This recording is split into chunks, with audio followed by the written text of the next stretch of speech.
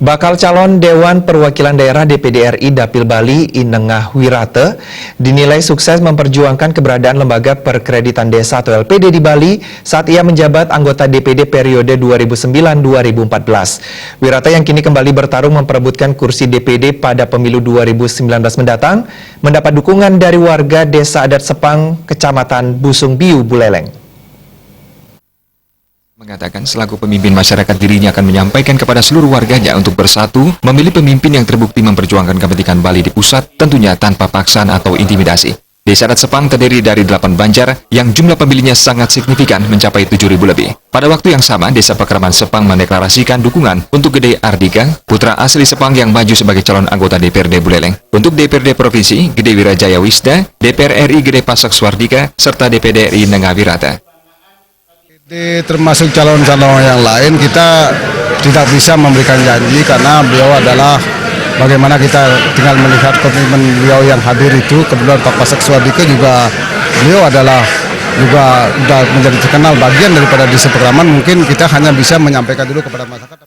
Sementara itu, Inengah Wirate yang juga Ketua Badan Pemenangan Pemilu Bapilo, Partai Hanura Provinsi Bali di hadapan ratusan krama yang hadir menegaskan, jika terpilih, pihaknya berkomitmen menuntaskan pekerjaan rumah terkait soal dana bagi hasil DBH untuk Bali. Dalam DBH tertuang sumber daya lain yang dapat dimasukkan visa on arrival (VOA) untuk pembangunan infrastruktur pariwisata Bali. Kedatangannya ke Desa Adat Sepang merupakan bentuk pergerakan Partai Hanura Bali secara linier.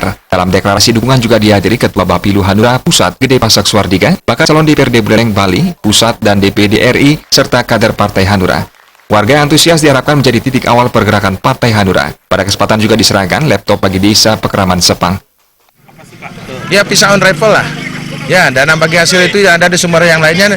Kan kita tahu dana bagi hasil bagian itu dana bagi hasil minyak, dana bagi hasil tambang, dana hasil perkebunan. Di situ ada di dalam undang-undang itu hasil lainnya. Lainnya itulah pariwisata. Nah, itu kita melihat kan visa on arrival ini tidak dinikmati oleh bagian Bali. Dan Bali itu sangat berat untuk membangun pariwisatanya, membangun budayanya, membangun dan semuanya. Kalau tidak dicipratin. Artinya signifikan, Pak ya? Signifikan sekali itu. Sudah kami bahas tahun 2009-2014 itu. Tinggal melanjutkan lagi.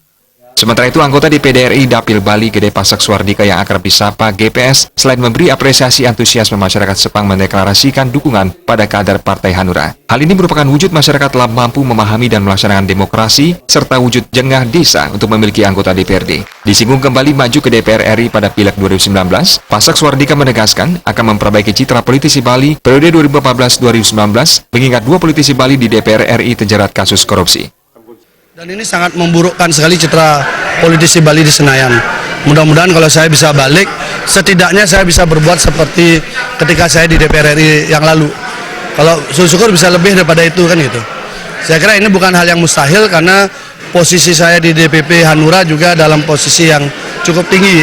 Sehingga peluang untuk mencapai posisi-posisi yang strategis saya kira memungkinkan untuk politisi Bali. Sehingga kalau periode hari ini ada 2 politisi Bali tertangkap dan terpidana karena kasus korupsi, mudah-mudahan periode yang akan datang justru politisi Bali berprestasi karena posisi yang dia pegang memang bermanfaat. Komitmen dan dukungan untuk memenangkan kader Partai Hanura, Gede Ardika di DPRD Buleleng juga direalisasikan dengan penandatanganan dukungan bermaterai oleh 8 klien dusun yang ada di Desa Sepang. Sufiatna, Bali TV.